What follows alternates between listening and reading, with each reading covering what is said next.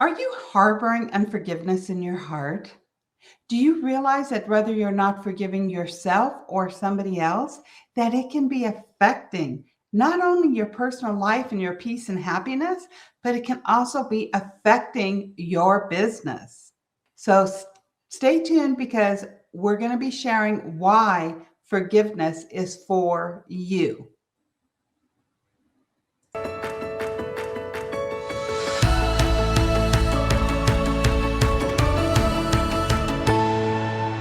Hi, I'm Cindy J, the Visibility Wiz and the host of Biz Success in 15, where you get practical tips and strategies for you to create your own fun and profitable business that will allow you to have the lifestyle that you want.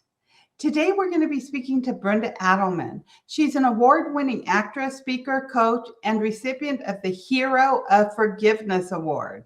And she has a critically acclaimed one-woman show titled My Brooklyn Hamlet.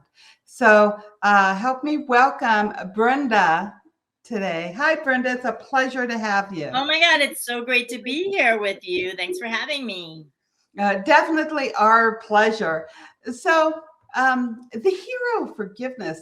I mean, that's interesting. I've never heard of that before. How did you get a hero of forgiveness award? Pretty amazing. I didn't know there was something like that, but I'll tell you one thing. The reason you get it is because you lived through something that was pretty unforgivable and you were able to forgive it, which some of it is in the title of my book. My father killed my mother and married my aunt.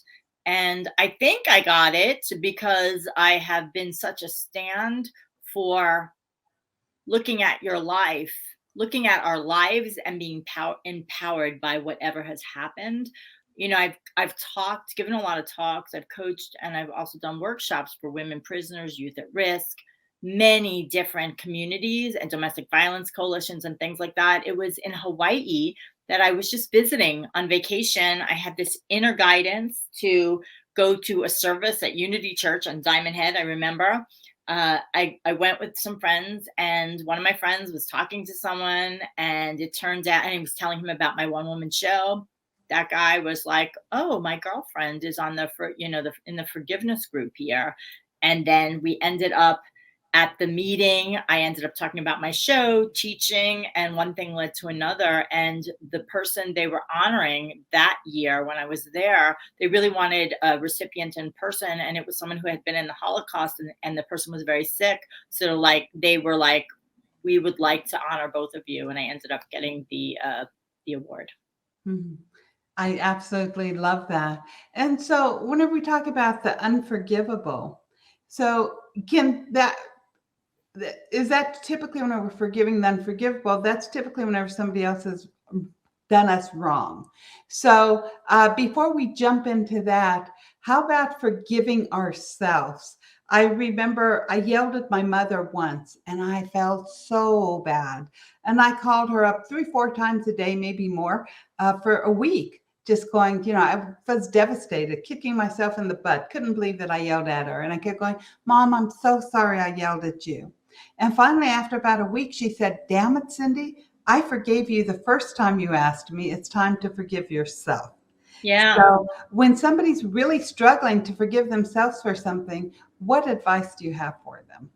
Yeah, it's funny because oftentimes we think maybe it's someone else, but it's ourselves. We don't let ourselves off the hook for things. Mhm. I remember I cheated on someone, and I literally held on to guilt for so long until I finally reconnected with him and was ready to say it. Of course, you want to see if you're saying it for yourself or for the other person. He was like, everything is all good. He Mhm. was fine. To forgive yourself, you have to actually first realize that you're hating on yourself. You have to bring the unconscious to conscious awareness. And then I would say doing the same thing that you do for, like, if you're forgiving someone else, like if you would be kind to someone else, it's like, think of yourself as that inner child that didn't know any better, because if we did know better, we would have done better, because, self hatred is only going to hurt you and the people around you. I remember I was teaching a workshop in Arizona. I can't remember where it was right now. And this person had seen my show, and then we're doing the workshop afterwards. And he was a veteran in Vietnam, and he could not forgive himself for the people who had died under his watch. And he shared with me that he was like shutting his family out and everything like that. And in the workshop, he realized that it was better to love himself through that, forgive that whatever guilt he had, whatever shame, so that he could have his heart open and his family could have him, they could have him present with him. And then moving on to forgiving other people, the unforgivable. I know one of the things I think that's always brought us together is we both had issues with our fathers that we had to forgive. And a lot of times, it could be our father, it could be our mother. I mean, we recently celebrated Father's Day, and you and I had talked about this, where it's hard to envision, it's not a happy day for us because it's hard for us to celebrate something that we had to forgive. And a lot of people struggle with whatever holiday it is, whenever different people they might remember in their lives. It can be, anybody. It doesn't have to be a family member. But a lot of times when people do the unforgivable, it's people that we need to be around forever. So how do you handle that? And how did you, if you want to share more about your story and how it came to be that you forgave your father? Well, I had this awareness that I was hurting myself when I was holding on to my anger toward him, because the truth is, when I was angry toward him, that part of my heart that was closed and protecting myself was also closed to myself. I wasn't letting anybody else in. I remember back then I broke up with my fiance at the time for sure because I felt so unlovable. Also because I had such angry thoughts, and I also didn't know it was okay to be angry. So one of the things is like to be really express the anger in a healthy way, because otherwise it's locked inside you. And I actually don't think you can be completely forgiving if you don't acknowledge the gamut of the feelings that you have, loss and also the anger. But it was really important, and I did forgive my father. And so now, like, Father's Day is not at all as hard as it used to be, because I also have a relationship. Well, he's passed on, and I have a relationship with his soul, you could say.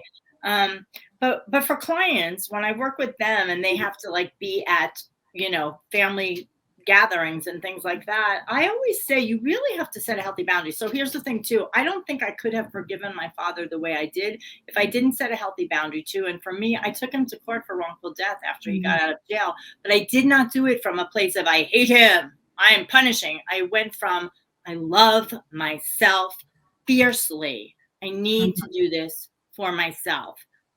Honestly, I've done so much work over the last 20 years. I don't know if I would make that decision again today. Maybe I would, but I don't need to do anything outside of myself anymore. But back then, I didn't know how to set a healthy boundary. So that put the boundary in place, because when I took him to court, he fled. So it put the boundary in place that I couldn't do myself.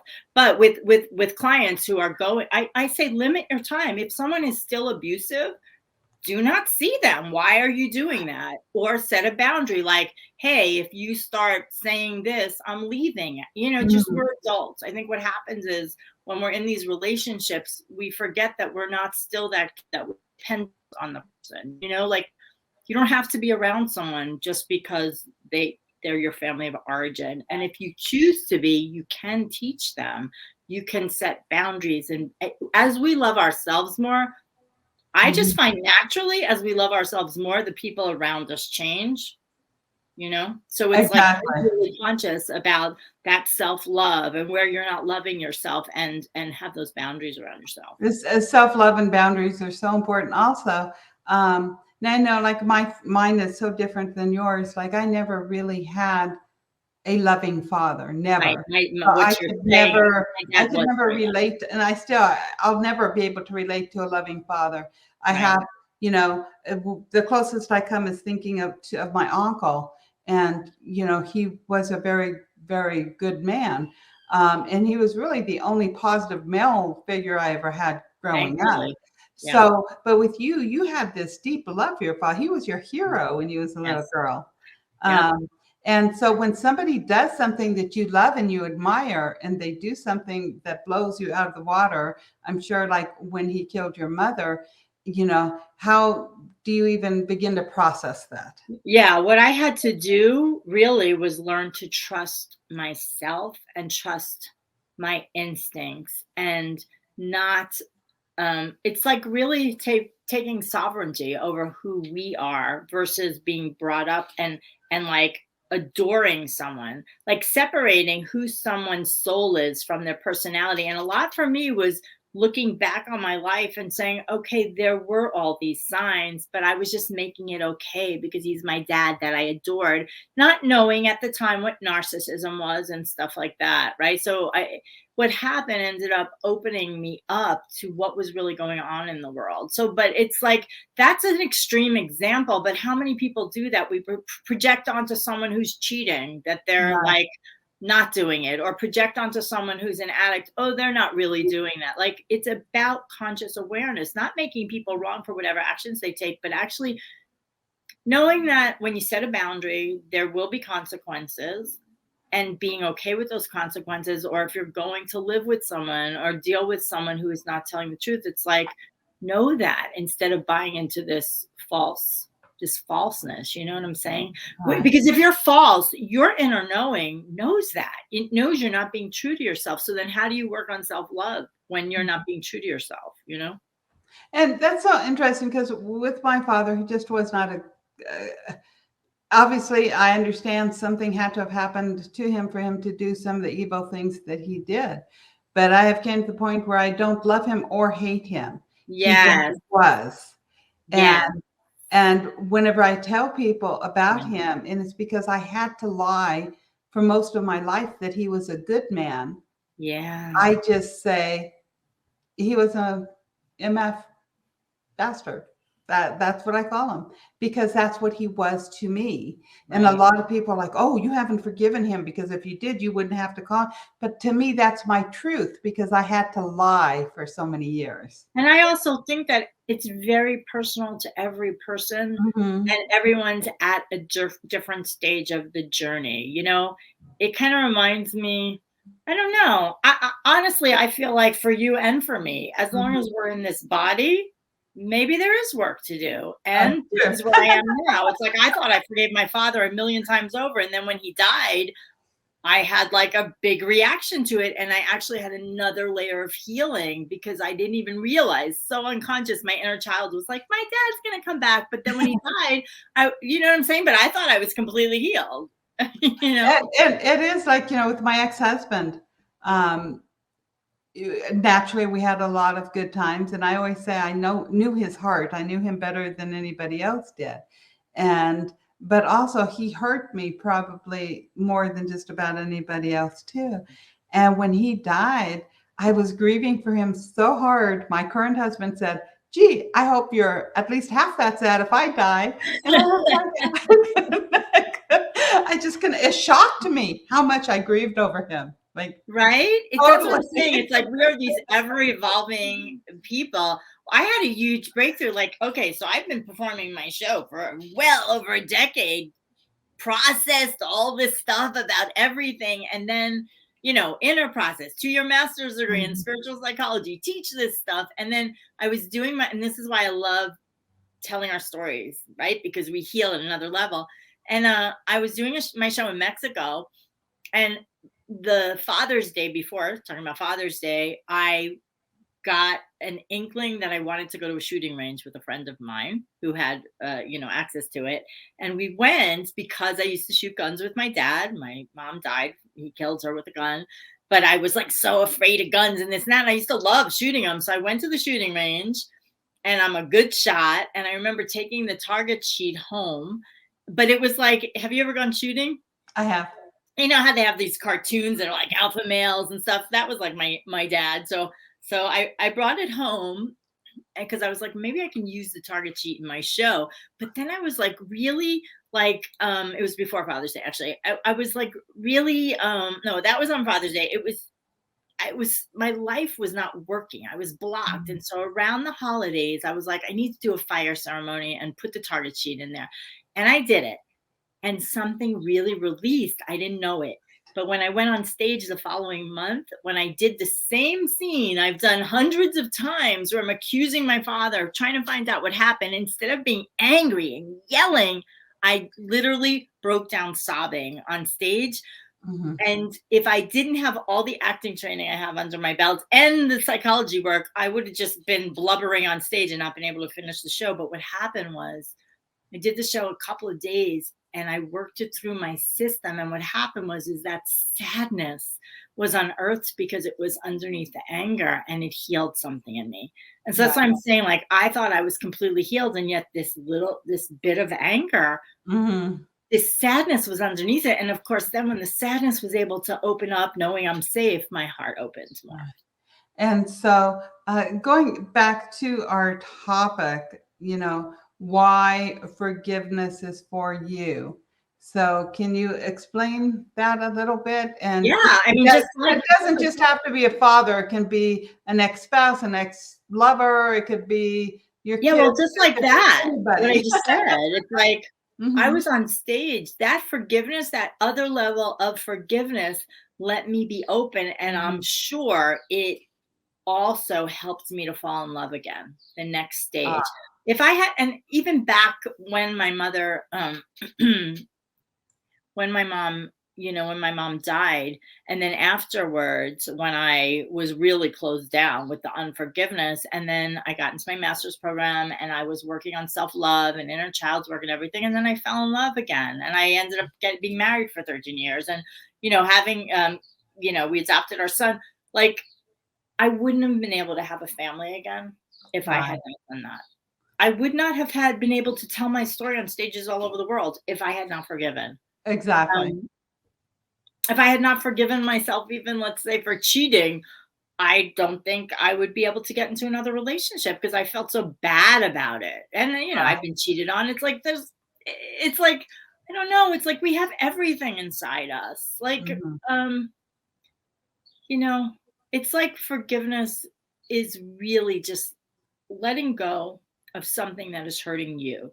I Mhm. just remember years ago when I was still talking to my dad, and even when he would call, my whole day was wrecked. And then when I started working on the process that I teach too about getting conscious of this, my days got better, whether he called or not, or if he did call, I was okay. I was Right. okay. It was like my reality. I was the creator of my life versus being reactive to the person that I don't, that I'm angry at. Exactly. I love that. And I do know that you have an action step that our listeners can take. So you want to share that with us? Then I Yeah, have another question for you. here's one. Here's an action step. One of the ways I was able to forgive my father. So you can look at someone that you really have a problem forgiving. And I know, look, I've worked with so many people. I know there's awful abuse, like, what Mm. you dealt with. There's awful abuse. But if it helps you, if you can imagine, like what I did with my father, is I imagined him as a little boy before the personality took Mhm. over, before the abuse from his mother, before everything in life that turned him into the person that was able to do something like he did. I imagined him as that innocent child. And so that's what I would say. Just for a moment, try to think outside of yourself and outside of the story and outside of what's been done, not ever condoning what's been done to you, but just think about that, because I find that opens your heart. And that's what everything's about, just opening your heart. And then if something comes up that you're like triggered again, use it as an opportunity to be that mother or father to yourself and love yourself the way you did not have the love. You know what I'm saying? Yes, definitely. I love that. And I know too, something that when the first time we talked that you had said is, and I know you do this in your one person show, is you act out the part of the person that Yeah, it's part of harmed me. you.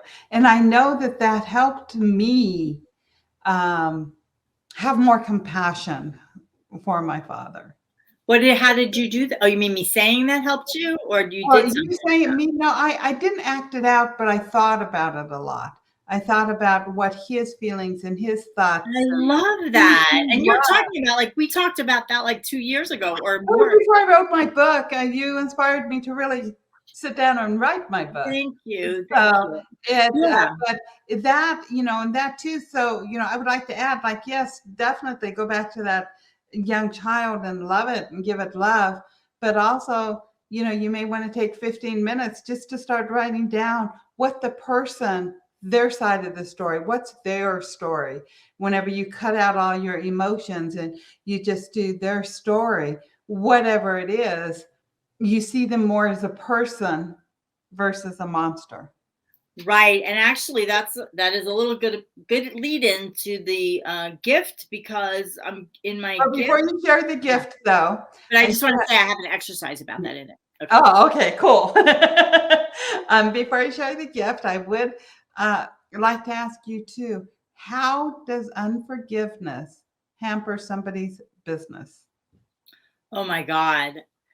I have worked with a lot of people who have not had great partnerships, and also have had like business partnerships, because there's a lack of boundaries, because either they're projecting onto the other person, right? Like the other person has the authority or something like that, or they're feeling like they don't have a voice.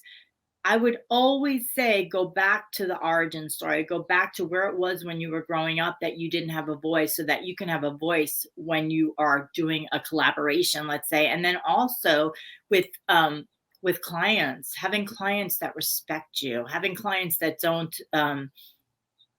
don't have you overworking, like looking at yourself and saying, why am I doing this? Is it from feeling like I'm not enough? Was it because I didn't get that attention? Like, this is so deep, but like, did I not get that attention from that maybe parent that might be diagnosed with narcissism? Like, I don't like labeling people, but it's so easy, like a quick way to say, oh, if someone's only thinking about themselves when you're growing up and you're not getting that nurturing that you need, how does that show up in your business now? Are you overdoing? Are you not taking the time for self-care? Are you not feeling appreciated? And of course, it starts with appreciating yourself. But I've also worked with several people who have had family members, they're in business with their family, so you really want to look at the dynamics there. Like, what's the family dynamic that can be healed so that your business dynamic is more powerful, I love that. Absolutely love it. So now you do have this great gift for our Yes, because you brought up such a great story, especially because it helped you to like be able to write your book, and and be honest in your book, and probably not have it overwhelm you, I would imagine. And it's in the second part of my book. So it's literally my book that we talked about. I have it printed out here. It is on Amazon on Kindle, but you guys can have a free copy, a digital copy, with the link that Cindy will put down. My father killed my mother, married my aunt, forgiving the unforgivable. It is part memoir and part forgiveness process. So it is workbook. So it's my 3-step proven forgiveness process, but it's also very interesting. I'm a storyteller. It's very interesting storytelling, but it shows you like where and why you have to do it in the order I'm giving you. Because I found that, for example, getting in touch with your anger in a healthy way, I think I was as depressed as I was for so long because I wasn't in touch with that. I didn't know I had permission to do that. And so that's in the first part of the steps and stuff like that. And I love that. And it is, because then sometimes whenever we're so angry, then we get into this self-loathing thing where we hate ourselves because we're so angry. And then Oh, it just gets to be this big giant bundle of negative emotions that are slowly killing us. exactly. And if you're angry, let's say you're really angry at someone who did something horrible to you, that anger is living within yourself. And then if you are a good person, you are feeling so much shame because you're feeling so angry. And it's that like never ending loop. For me, it showed up, I say that I'm someone who, in the book, it says it too. I lashed in instead of lashing out. Some people are angry and like it comes out. With me, it's like, when it's lashing in, it's more like isolating yourself, overworking, over exercising, over drinking, overeating. Like all those addictions can fall in there if you don't look at what you're doing and acknowledge that anger is natural. So you just want to move it through. You don't want to indulge in it, but you want to have a healthy way to heal it. I love that. Okay, so thank you Brenda, it's been a Thanks. pleasure as always. Do Thank you you so have much. any final thoughts you'd like to leave our listeners with? I love Shakespeare's quote, which is, remember this above all else, to thine own self be true. Thank you. And so to our listeners, hope you enjoyed today's episode. Be sure to leave us a review, and so be sure to join us again next week for another episode of This Discussion